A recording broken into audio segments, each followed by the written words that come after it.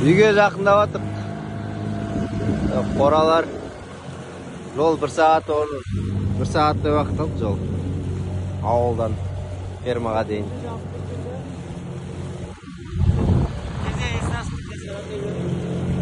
Терезені ашып біткен.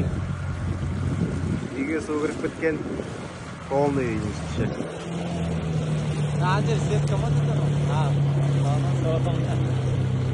Страустар тұр ана. Жақындаймыз. Забордың бастары көрініп тұр ана. Беседка. Полный суда. Фирма. Расколь. Құштар көрініп тұр.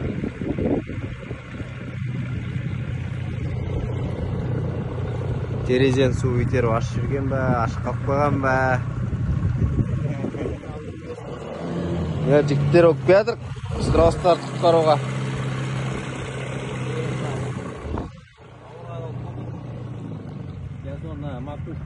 Страустар тұр. Терезе ашық.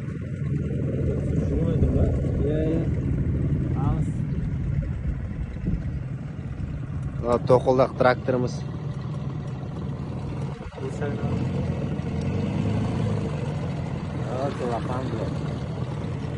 Алмағаш кет. Телефонды маталған.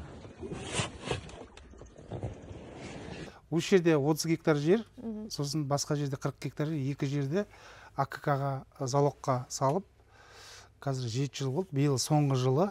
Аграрно-кредитный корпорация. Соның программамен, ірі қарамен, сосын МРС-қа программамен не алдық. Біздер негізі Казталовкіде болдық басында. Үлкен қожалық Казталовкіде. Сонда 2 жыл болды. Жайылыс болмай, киіктің мәселесімен үйдің айналасы түгел сол среда обитания тұрық біздер. Резерваттың ішіне кіріп тұрық. Сол себепте біздер мына осы жерде крестьянское хозяйство ашып, қайтадан развиваться етіп, мына осы жер залогта тұрғанда пустой жер болды. Ешқандай строение, ештеңе болған жоқ. Осыған свет жүргізіп, газ жүргізіп, үй салып, қора хозяйстволарын бәрін салып, сосын мұнда саумалмен түйе алып келіп, бие сауып, сосын саумалмен сонымен айналыстық біздер. 2 жылдай. Енді биыл деген суға келіп, мына бүкіл жер суға кетіп, жайылыстың бәрі. Жайық өзені көтерілген кезде, сіздердің мынау шаруа қожалықтарыңыздың барлығын осы жерде су алып кетті ғой? Су алып кетті. Енді көрсетіңізші. Мынау үйдің сырты, мынау деген қазір су деген мына жерге дейін келді, көрініп тұр, мына ішінен бәрін. Мына жерге дейін келді. Мына машинада қалып қойды, судан шыға алмай қалды, осырыпта. Мына жерден жайлап. Мына үйге кірсек? Үйдің несі? Су деген мына жерге дейін келді. Мына жерге деңгейде. Метр 20 кірді. Мына жерге дейін кірді. Метр 20 кірді. Ол сіздерде жалғыз бір ғана баспана ғой, мына жер? Осы единственный жилье, 5 баламыз бар. Жолдасым атында. Сол енді мына хозяйствоның бәрі қора қопсы, бәрі суда болды, мына түгел. Мына жерде осырыпта суға кеттік біздер. Сол себепте малдың бәрін Казталовкіге апарып биыл. Малдарыңызды құтқарып қалдыңыз? Құтқарып қалдық. Азын жоғын шығын болды. Оны отчет ішіне бере алған жоқпыз. Моментте ол кезде оны жариялаған жоқпыз. Басында біздерде ең біріншінде мына крестьянское хозяйство мал предпринимательға жатпайды деп, поддержка берілмейді деп, малдан өшері болады, мына қожалыққа ешқандай берілмей. Сол себепте біздер басында өз ақшаға мына бүкіл ремонттарды өзіміз жасадық. Содан кейін барып, единственный жилье болғаннан кейін соған уже бере бастады. Мына үйдің ішіне ремонтқа берді тек қана. Қанша алдыңыз үйдің ремонтқа? 8 миллиондай берді көктемде ремонтқа. Ол жеткен жоқ, потому что бүкіл полностью ремонт оценка жасағанда қате жасалған. Енді мына қора қопсы бәрі... Оценкасы қаншаға жасалынды сіздерде? 8 миллионға шықты тек. 8 миллионға. Ол мемлекеттің өзінің жасаған оценкасы ма? Оценка өздерінің жасаған. Мемлекеттің өзі жасаған. Сіздердің өздеріңіз соны... Независимый енді мына қалғанда, мына үйдің квадратурасымен есептегенде, бұл деген жоқ деген 20 миллионға дейін бару керек ішіндегі. Енді мына жәмен датчыларға, нелерге бергенде 15 миллион, 17 миллион квадратура азы кезінде берілді. біздер енді крестьянское хозяйство басында кіргізбегесін, сосын айқай шусыз бұйырғаны деп сол себепті алдық басында. Сосын енді қора-қопсыға қазіргі оценка жасаймыз, береміз деп жатыр енді. Оның бүкіл біздер мына берген ақшаны сырттың айналасын бәрін территорияны жинап, қора-қопсыларын бәрі құлады, оны ремонттап, бәрін восстановить етіп жатыр жаздай. Мына жерде 2-3 ай су болды басында. Сол себеппен біздер мына АКК-ға просрочкаға кіріп, сол қазіргі АКК сотқа беріп, мына единственный жильені аграрный кредитный корпорация қазір мынау сіздерді сотқа беріп жатыр. Сотқа беріп, сіз су басқан уақытта сіз просрочка жасадыңыз, иә? Төленген жоқ. Қанша уақытта просрочка? 90 күннен асып кетті. Төленбедіңіз? Иә, 3 айдан асып кетті. Сіздерді қара тізімге кіргізді? Иә. Сотқа берді? Сотқа беріп, енді суда исполнительдер? Суда исполнительдер мына жерде продажаға шығарамыз деп, жалғыз басты үйлер. Иә, жалғыз басты баспадан соны қазір фотосын жіберіңдер деп звондап берекет алып жатыр. Берекет алып жатыр.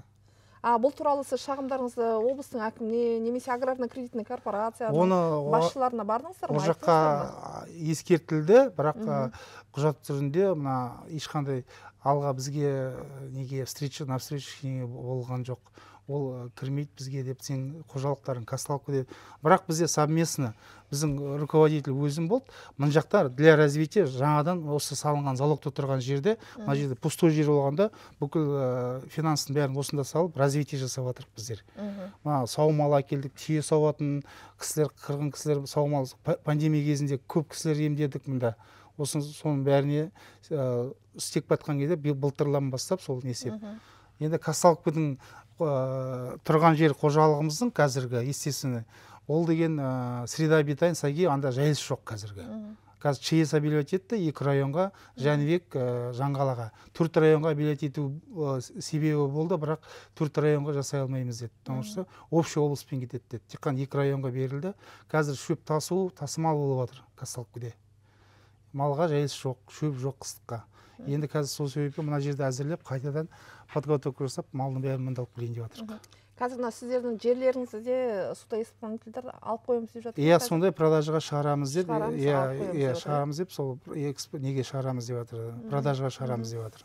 Мен мына Батыс Қазақстан облысы бойынша аграрлық несие корпорацияның филиалының директоры Сарсеев Марат Ермекұлы болған. Бұл сіздердің кредиттік корпорацияңыз қанша ірі шаруашылық қожалықтарына өздеріңіздің үлестеріңізді қосып жатсыздар, көмектеріңізді? Біздерде қазіргі бүгінгі күнде қазір 14 ауданда 14 несие серіктестігі бар. Біздің енді портфеліміз дейміз ғой, 49 миллиард бүгінгі күнде. Бүгінгі күнде. Сол бүкіл 14 ауданның шаруа қожалықтарымен тікелей және жаңа несие серіктестіктері арқылы жұмыс жасаймыз. Тығыз байланысты жұмыс жасап. Қолымыздан келгенше жаңағындай қаражат жағынан да болсын, болмаса жаңағы басқа бір сұрақтар туындағанда қолымыздан келгенше шешуге тырысамыз. Қысымдыққа алып жатқан жоқсыздар? Жоқ, қазір ондай заман емес қой, біреуді қысымдыққа алатындай жалпы. Енді сіздердің өңірлеріңіз су басты ғой дегенім ғой. Оның айтуыңыз дұрыс. Жаңағы су басқанда енді көп шаруа қожалықтарына өздерінің әсерін берді, кері әсерін берді осы су басқан өзіңіз білесіз. Қанда енді біз сол кезде бәріміз бүкіл аудандарды аралап шықтық. Біздің төрағамыздың орынбасары келді, әдейі соны көбінесе Қаратөбе аудандары суға кеткен. Жаңа шаруа қожалықтарды айтып отырмын. Мен мына қаланың айналасындағы дачнелерді айтпай ақ қояйын, енді оған көп неміз жоқ. Но дегенмен де мына Подстепный аэропорттан келе жатқанда Подстепный деген ауыл бар. Сонда 1-2 кәсіпкеріміз жаңағындай суға кетті, дүкендер суға кетті. Енді суға кеткен шаруа қожалықтармен де, жаңа кәсіпкерлермен де жұмыс жасап, яғни олардан арыз түскен жағдайда арызын қарап, мына төлемдерін ары қарай шегеріп беріп, бүкіл мүмкіншіліктерді жасадық, то есть жаңа өздерінің сұраған нелеріне сәйкес. Сол кісінің мәселесі бойынша біз сол жерге бардық, сол шаруа қожалықтарды түсірдік, қай жерге дейін су деңгейі көтерілген жерінде түсірдік, судың астында қалғанында түсірдік. Ол жалғыз ол кісінің малы емес, үй, дүние, мүлкінің бәрі судың астында қалған екен. Енді біз осы алдыңғы аптада бардық, мәселенің бәрін көрдік. Бірақ соған қарамастан сіздердің аграрный кредитный корпорация ол кісіні сотқа беріп, сол жердің бәрін, дүние мүлкінің бәрін тартып алмақшы деген сондай бізге уәж түсті. Сол бойынша не айтасыз? Бұлдан сіз хабарсыз ба, бардыңыз ба дегеніміз ғой сол жерге. Негізгі бұл жаңа Жалтықара деген шаруа қожалық. Ол 2015-2016 жылдар бізден несие алған. Жаңағы сыбаға бағдарламасымен алтын асық деген. Енді содан бері қарай 2021 жылы, яғни соттың шешімі болды. Жаңағы өндіруге бере жағы. Сол кезде 40 сумасын айтпай-ақ қойын, ертең ол кісі өзі болмағасын. Жалпы соттың шешімі бар. Соттың шешіміне сәйкес біздер ерікті түрде жаңағы келісім шартқа отырдық сол кісімен, жаңағы шаруа қожалықтың басшысымен.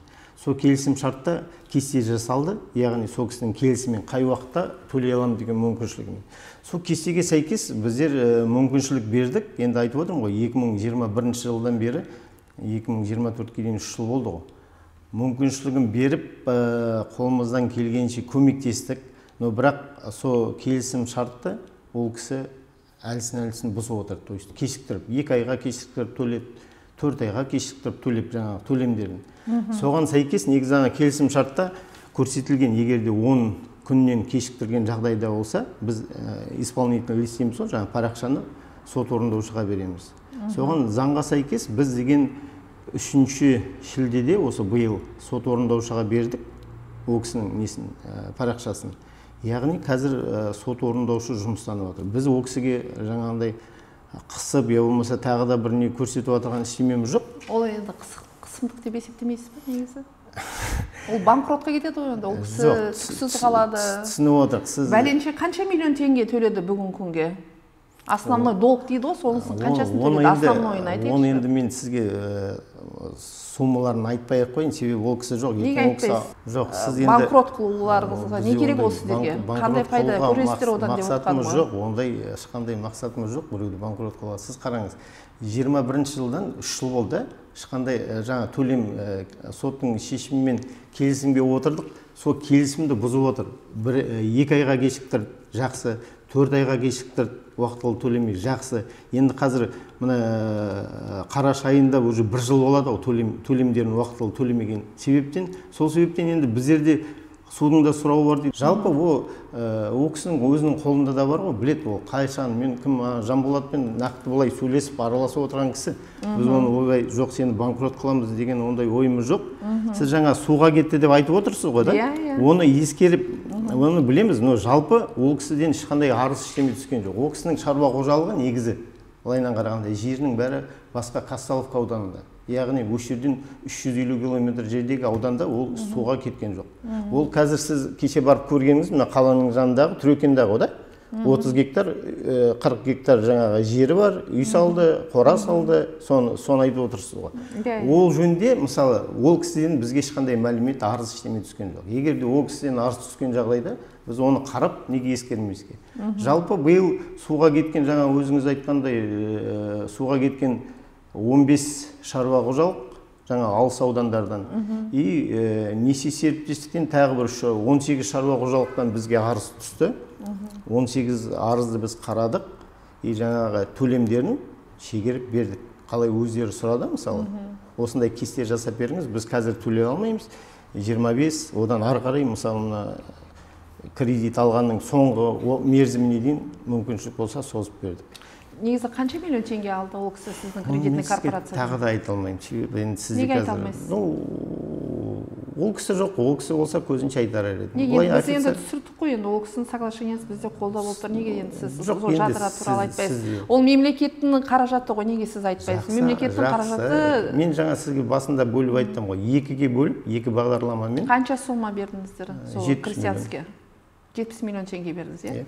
70 миллион теңгеден енді 49 миллионы қалды ма ол кісіде? Иә, соттың шешімімен 49 қалды.